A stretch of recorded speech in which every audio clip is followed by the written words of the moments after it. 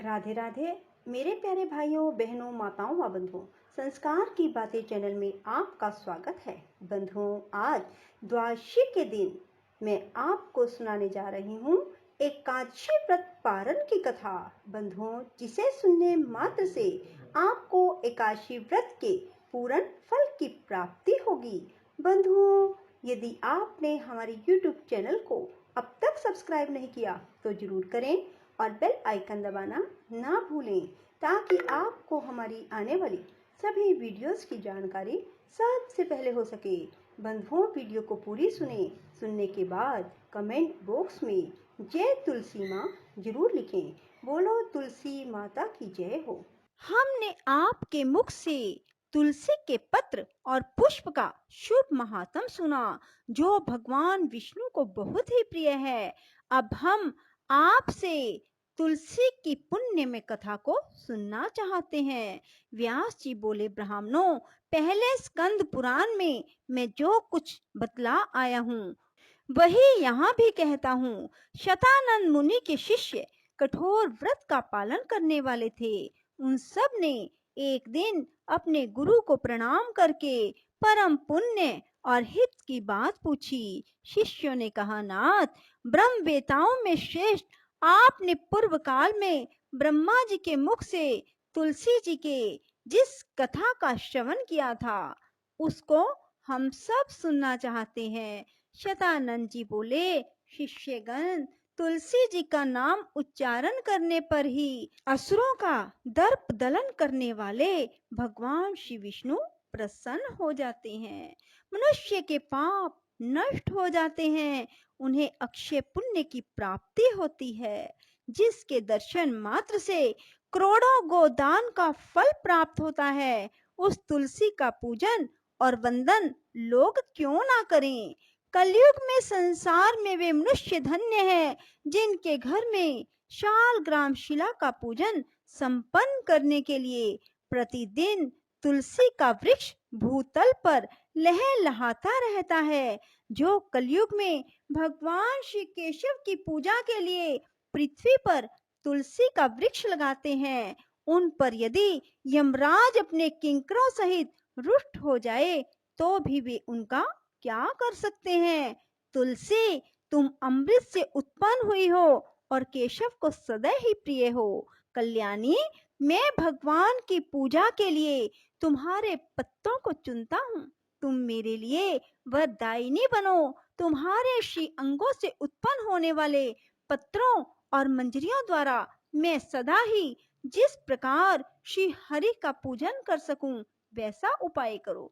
पवित्रंगी तुलसी, तुम कलिमल का नाश करने वाली हो। इस भाव के मंत्रों से जो तुलसी दलों को चुनकर उनसे भगवान वासुदेव का पूजन करता है, उसकी पूजा का करोड़ों गुना फल प्राप्त होता है। देवेश्वरी, बड़े बड़े देवता भी तुम्हारे प्रभाव का गायन करते हैं। मुनि, सिद्ध, गंधर्व, पाताल निवासी, साक्षात नागराज, शेष, संपूर्ण देवता भी तुम्हारे प्रभाव को नहीं जानते। केवल भगवान विष्णु ही तुम्हारी महिमा को पूर्ण रूप से जानते हैं। जिस समय क्षीर समुद्र के मंथन का उद्योग प्रारंभ हुआ था, उस समय श्री विष्णु के आनंद अंश से तुम्हारा प्रादुर्भाव हुआ था। पूर्व काल में श्री हरि ने तुम्हें अपने मस्तक पर धारण किया। देवी, उस समय श्री विष्णु के शरीर का संपर्क पाकर तुम परम पवित्र हो गई। तुलसी, मैं तुम्हें प्रणाम करता हूँ। तुम्हारे श्री अंग से उत्पन्न पत्रों द्वारा जिस प्रकार श्री हरि की पूजा कर सकूं, ऐसी कृपा करो जिससे मैं निर्विघ्नता पूर्वक परम गति को प्राप्त हूँ। साक्षात श्री कृष्ण ने तुम्हें गोमती तट पर लगाया और बढ़ाया था। वृंदावन में विचरते समय उन्होंने संपूर्ण जगत और गोपियों के हित के लिए तुलसी का सेवन किया। जगत प्रिया तुलसी, पूर्व काल में वशिष्ठ जी के कथन अनुसार श्री रामचंद्र जी ने राक्षसों का वध करने के उद्देश्य से सरयू के तट पर तुम्हें लगाया था। तुलसी देवी, मैं तुम्हें प्रणाम करता हूँ। श्री रामचंद्र जी से वियोग हो जाने पर अशोक वाटिका में रहते हुए जनक किशोरी सीता ने तुम्हारा ही ध्यान किया था, जिससे उन्हें पुनः अपने प्रियतम का समागम प्राप्त हुआ। पूर्व काल में हिमालय पर्वत पर भगवान शंकर की प्राप्ति के लिए पार्वती देवी ने तुम्हें लगाया और अपनी अभीष्ट सिद्धि के लिए तुम्हारा सेवन किया। तुलसी देवी, मैं तुम्हें नमस्कार करता हूँ। संपूर्ण देवंगनाओं और किन्नरों ने भी दुःस्वप्न का नाश करने के लिए नंदन वन में तुम्हारा सेवन किया था। देवी, तुम्हें मेरा नमस्कार है।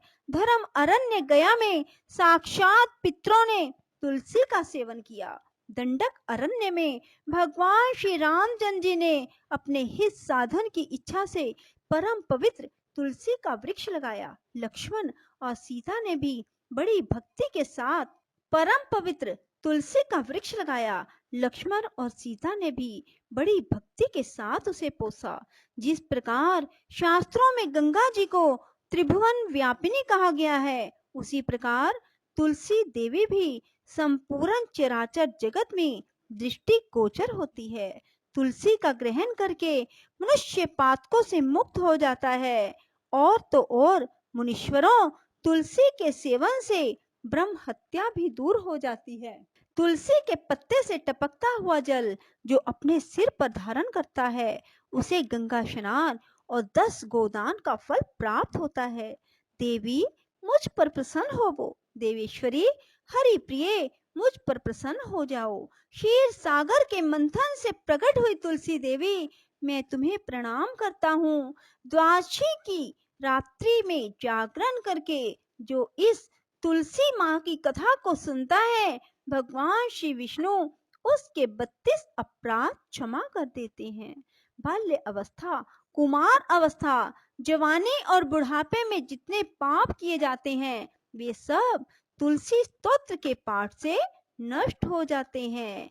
तुलसी के स्तोत्र से संतुष्ट होकर भगवान सुख और अभ्युदय प्रदान करते हैं। जिस घर में तुलसी जी की इस कथा को सुना जाता है, पढ़ा जाता है, उसका कभी अशुभ नहीं होता, उसका सब मंगल ही होता है, किंचित भी अमंगल नहीं होता। उसके लिए सदा सुकाल बना रहता है, वह घर प्रचुर धन धान्य से भरा रहता है।